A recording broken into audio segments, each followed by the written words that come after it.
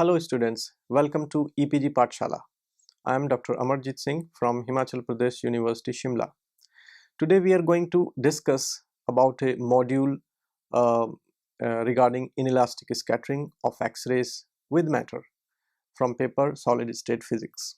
So the students, let us see what we are going to learn in this module. So that's about defining our objectives. So first of all, we will understand the electromagnetic spectrum and a window of X-rays in entire spectrum, a typical wavelength, frequency, energy associated with the X-ray photons. As you know that there is a wide range of electromagnetic spectrum. So the question is, in which range X-ray falls, and what is so important about its wavelength and energy to probe to work as a probe in the material. And the next objective is we will learn a little about the production of X-rays, various excitation processes in materials through interaction of photons with matter, and we will learn about X-ray absorption processes and how we define it in terms of linear absorption coefficients. Now all these processes are finally have developed into some well-known techniques, experimental techniques, and these techniques are used for identifying, for understanding their chemical nature, and say some of the techniques are like XANES, EXAFS, X-ray fluorescence spectroscopy. So we will differentiate between that. So these are the learning objectives of this module. So let me introduce to you a little about X-rays. So William Conrad Roentgen discovered X-ray at the University of Würzburg in 1895. In the 20th century, X-rays have played an important role in gaining an understanding of matter on atomic scale and their quantum phenomena. The discovery of X-rays unfolded a new era of science. One of the major accomplishments was the exploration of the microscopic structure details of molecules, liquids, and solids at length scale of interatomic distances. X-rays can penetrate thick objects that are opaque to visible light. For example, if let us say you are talking about some things which are opaque, the light cannot pass through some materials, but X-ray are highly energetic. For example, metals, they can penetrate to some depth, some micron depth, which is not possible for the light. So now with the help of diagram, we illustrate the range of frequency, energy, and wavelength the X-ray possess in the diagrams in the slides which is to come. So one of the on the basis of penetrating power and applications, the X-rays are usually categorized as soft X-rays and hard X-rays. On the basis of this property, atomic resolution, three-dimensional real space imaging methods are used to obtain the invisible interior structure of the objects. So I talked about soft X-rays and hard X-rays.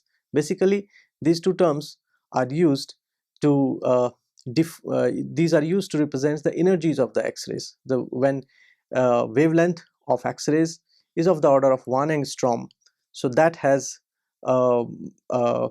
it's a 9 keV energy. So that's hard X-rays, and when the wavelength is up to 5 angstrom or so, so that is a kind of weak energy, and that is called as soft X-rays. So this hard X-rays and soft X-rays both have different purpose, and they are used as a probe to determine different things in solid materials. So several X-ray imaging techniques have been developed for this purpose. For example, real space X-ray microscopy is similar to visible light microscope, except that the traditional refractive lenses are replaced by X-ray lenses such as zone plates. I mean, in optics, you see that in laboratory when you go, you can see that you can work with the lenses, but for the X-rays, such lenses does not work, just because, as we just discussed now, that they have high penetrating power.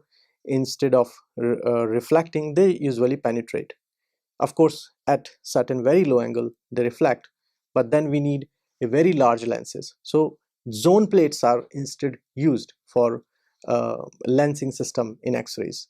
So lensless imaging. Now the next phase is lensless imaging. Get rid of the lenses altogether, and instead a reciprocal space coherent diffraction pattern are recorded. So we record the pattern in in reciprocal space, and then they are subsequently inverted using computational algorithm to obtain a real space image. So idea is that you obtain the picture in a reciprocal space, and then you Fourier transform to get the information in real space. So that's called lensless imaging. You are not using lenses in this. So these kind of techniques are nowadays available, and they are being used at the synchrotron radiation techniques. So these techniques allow the recording of high resolution images that can be sensitive to elemental composition, chemical state, the state of magnetism, etc. Discovery of X-rays. So here you see that on the right hand side, this is a picture of Professor William Conrad Roentgen, who discovered X-rays. X-ray became so popular and interesting tool in medical field, and nowadays they are very much used in determining the structure of material at atomic level. In this slide, you see an electromagnetic spectrum, and here you see that there is a region of IR, which is infrared, visible, and UV, ultra UV, and soft X-rays and hard X-rays. So when we go from left to right, the wavelength which is decreasing, and this is the frequency which is increasing, and also the energy here. This tells us that when we are talking about X-ray, what is the wavelength and energy we are dealing with. So when we are talking about X-rays, so this is wavelength is near 1 angstrom, or energy somewhere between 1 kilovolt to 10 kilovolt, and wavelength between 1 and 10 angstrom to 1 angstrom. So this is the limit we are working with X-rays. The idea of discussing the wavelength is this, that we can probe the same scale as that of wavelength. So when we have wavelength as small as angstrom, basically we can probe the structure of as small as angstrom in material science. This slide shows an interaction of X-rays with matter. So as you can see that when X-ray goes and hits some material, there can be several processes which would result, like pair production. This is one of the possible outcome of this interaction. Then there can be a photoelectric absorption. It means the photon will be absorbed, it will emit an electron. There can be a scattering, there can be Compton scattering, in which the photon loses its part of its energy, and in simple Thomson scattering it may not lose, it can just simply scatter. And there can be some other processes like fluorescence and Auger electrons. So when a photon of X-ray is interacting with the material, so these are the possible things which can happen, or possible interactions of X-ray with the matter can happen. So this slide shows especially about photoelectric absorption. This is pictorially demonstrated. In atoms, we know that there are K, L, M shells, and there is a continuum. Continuum here means that as you go above in the energy difference between the cells becomes smaller and smaller, so they becomes almost continuous band of energy. So this shows that the energy of the photon is so much that it removes an electron from the K shell and put it into the continuum. It means outside the atom.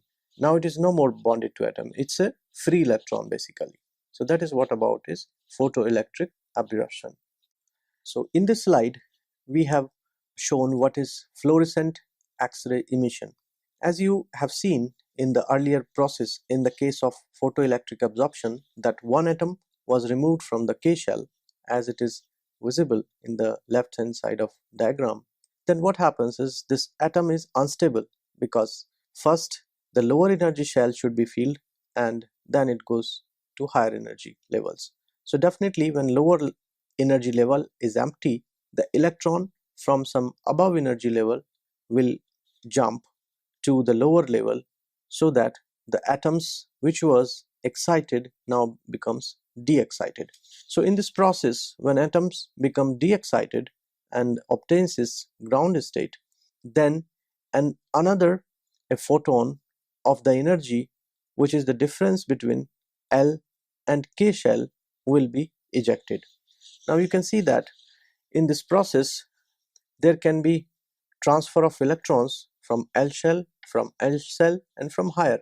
So depending on that, there will be an energy of this fluorescent radiation, and you can understand that the energy of this fluorescent radiation has to be smaller than the incident X-ray source, because incident X-ray source is comes and it take out the highly strongly bound electron from the K shell, and another electron which is jumping to fill up this is basically also a bound electron in higher orbit. So naturally it does not possess as high energy as that of photon, which removes an electron from the K shell. So this slide illustrates Auger electron emission. So now as we have seen in the last process in the case of photoelectric emission, that an electron was emitted from K shell, and now when the atom is de-excited to one of the electron from the higher level, say L, will come to K, and then as a result of this de-excitation, instead of emission of a photon, just like as it was in case of fluorescence, rather an electron is emitted. So here in the process of de-excitation, in place of photon, an electron is emitted from a higher cell. So that is Auger electron emission. So basically in fluorescence emission and Auger electron emission, these are two de-excitation processes. In fluorescence, it is the photon which is emitting, and in Auger electron emission, it is the electron which takes up this energy and is emitted out of the cell. In this slide, we will define an important parameter called linear absorption coefficient. Now you can see in this diagram that this is a slab of thickness x, which is basically any given material, and X-rays are incident on it from the left. So we can see here again there can be several processes like scattered X-rays, fluorescence X-rays, photoelectron and transmitted X-rays. So in this process, that some of the X-rays or a portion of this intensity is absorbed, and only this partially we can see that there are some intensity or X-rays which is coming out to the sample which remains unabsorbed. So when they are getting absorbed, they are giving rise to several processes. So this absorption of X-rays has been combined in a coefficient called linear absorption coefficient, which is shown here below. So this equation says that I naught, this is the incident intensity, and I, this is the intensity after absorption, and mu, say this is the coefficient which we do not know and right now, and x is the thickness of the slab. So here it is assumed that this x here is the thickness which have an infinite slabs in this, and there comes this exponential relation. So basically the idea is this, that from this equation we can find out linear absorption coefficient if we know the thickness of the specimen, if we know the incident intensity, and if we know the intensity after absorption. Or in other way around, if we know the absorption coefficient of a material, we can calculate that what would be the intensity from a given material, from a thickness of a given material after absorption. Okay, so now let us mathematically formulate how to calculate this linear absorption coefficient. So you can see that when a given intensity is incident on a specific sample or specimen, and you record the transmitted intensity on the other side. So first of all, your sample should be so thin so that some of intensity is transmitted. If you use very thick samples, it is not possible to get the transmitted intensity, so the information will be lost. So we need such a thin sample which has some given thickness, let us say z, so that you can measure the intensity on the other side. Now question is, on the intensity, the absorption is proportional to what? So first of all, it is proportional to the atomic density present in the specimen, because the larger the number of atoms, or densely packed the number of atoms in a material, the more will be the probability of interaction and absorption. And definitely absorption coefficient. So absorption coefficient is a property of given atom.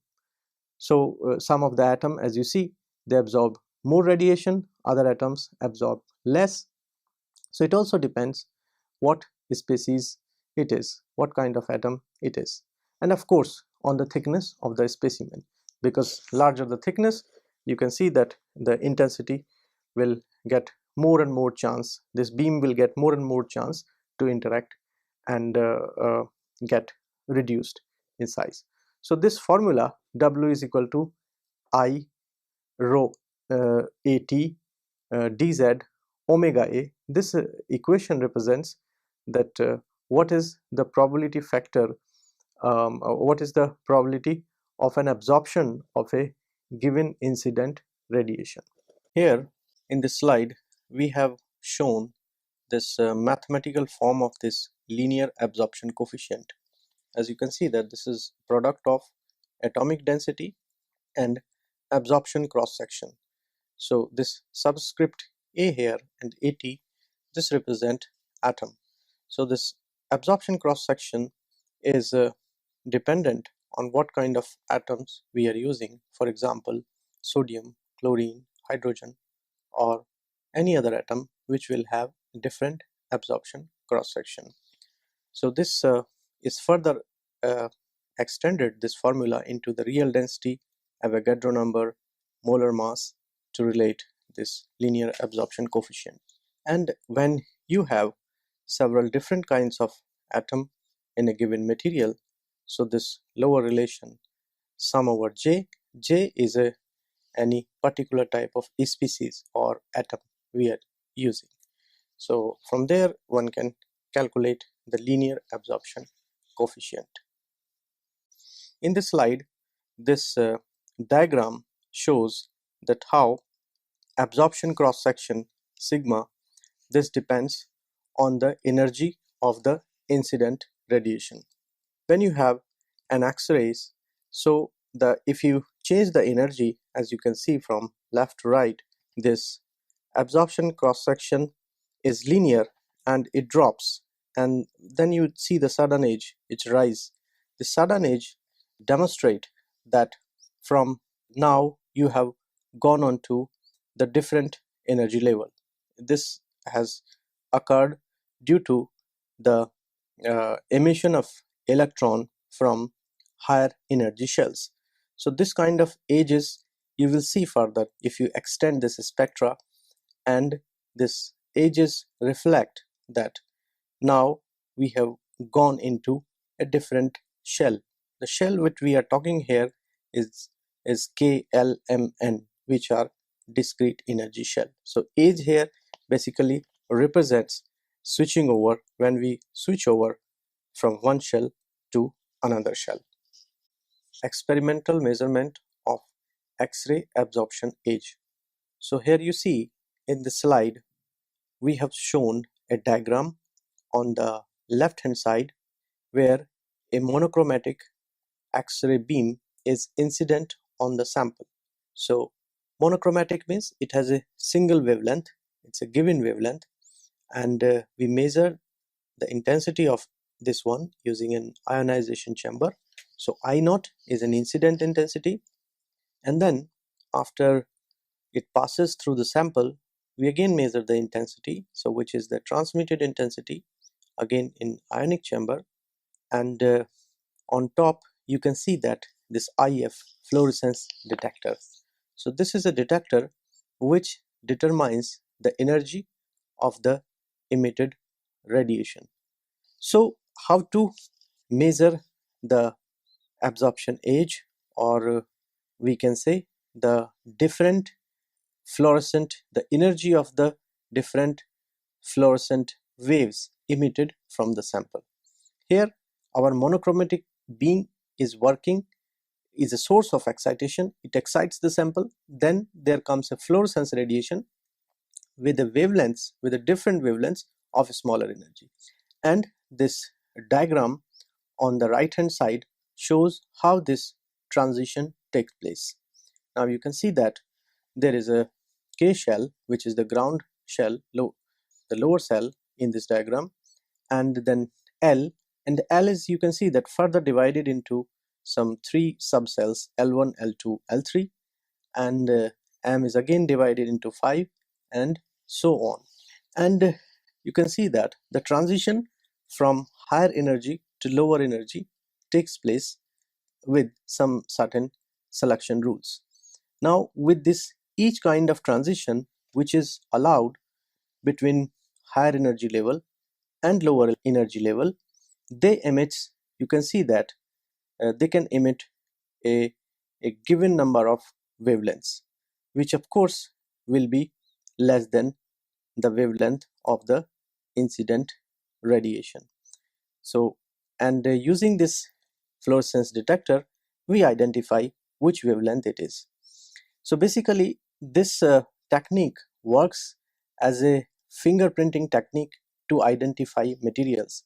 Since these lines, these energy levels, are characteristics of a given material, therefore the age or the particular lines emitted work as a fingerprint for that material, and it's very easy then to identify the given material. We have slightly elaborated what we have seen on last slide. Here we divide this shells or subshells, as you can see that it is in S and P orbitals, and that's the total angular momentum as a superscript and subscript as a spin angular momentum. And now the transition is shown, that is called K line and L1, L2, L3 line. This particular diagram is for platinum, and on the right hand side one can see the spectrum. So to see the spectrum one has to vary this wavelength. Now in the last slide we were talking about a monochromatic source, but this data is not from the monochromatic source, because for changing the wavelength from 0 to 1.5 angstrom you need either undulator synchrotron sources, or there has to be some source which has all these wavelengths. And now we can see, or we can vary this wavelength and see how much absorption is there at a given wavelength. And first, as we go, and there is a little notch at 0.1, and this shows K age. So there is a age, and then it again rises up and it shows L1 age, L2 age, and L3 age, and this goes on further. So if you extend it further, it will show you the edges for the M. So this edges mark the energy or the wavelength, and this is a particular of a given atom. So that's how we can chemically identify a given material. Now, as we discussed, for identifying the materials, this absorption age is of very importance. Now, this spectroscopy, which is used to identify the materials, is called X-ray absorption spectroscopy. And this diagram which you see on the right hand side, this is an absorption age, but this is slightly magnified, and you can see that there are wiggles and oscillations.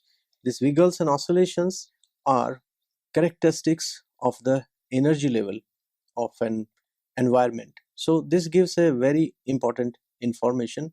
On top it is written XANES and EXAFS. So this is the classification of this X-ray absorption spectroscopy into two regions. So XANES is X-ray absorption near edge spectroscopy. So here we find out the information of this peak near this edge, and this second is known as EXAFS or extended X-ray absorption fluorescence spectroscopy. So the EXAFS region is sensitive to radial distribution of electron density around absorbing atom and is used for quantitative determination of bond length and coordination number. So it is like if you would like to find out in a given material, let us say sodium atom, and you want to find out what are the nearest neighbors, what is the bonding length, and what is the coordination number. So that you can find out from this EXAFS, and so this proves to be very useful in determining the bond energies and bond length and chemical analysis of the material. So students, let us summarize what we have learned in this module. So first of all, we learned that X-rays are a part of electromagnetic radiation towards the high end of energy spectrum, which has a high penetrating powers in the materials. When X-ray falls on material objects, the atoms of the materials are excited to higher energy state. So when they are excited to high energy state, they are de-excited and they emit radiations or electron. So that way we can have an information of the energy space of that material from the radiation which has come out as a result of excitation. Okay, so as a result of the atoms when de-excite, there are number of processes which happens, like so photoemission is a process in which an electron is ejected and as electron can come out, and you can see that the atom is already excited. Now it can de-excite in a number of ways, like fluorescence, Auger electron emission, etc. We also learned that there are some techniques that if you look near the absorption edge, so we have seen that in every energy spectrum there are absorption edges. So if we look at this absorption edges have a structure. They have a structure near the edge and slightly extended edge. So from this edges, from this wiggles in the edges, we can find out, explore the chemical environment, the bond length, the presence of impurities, etc.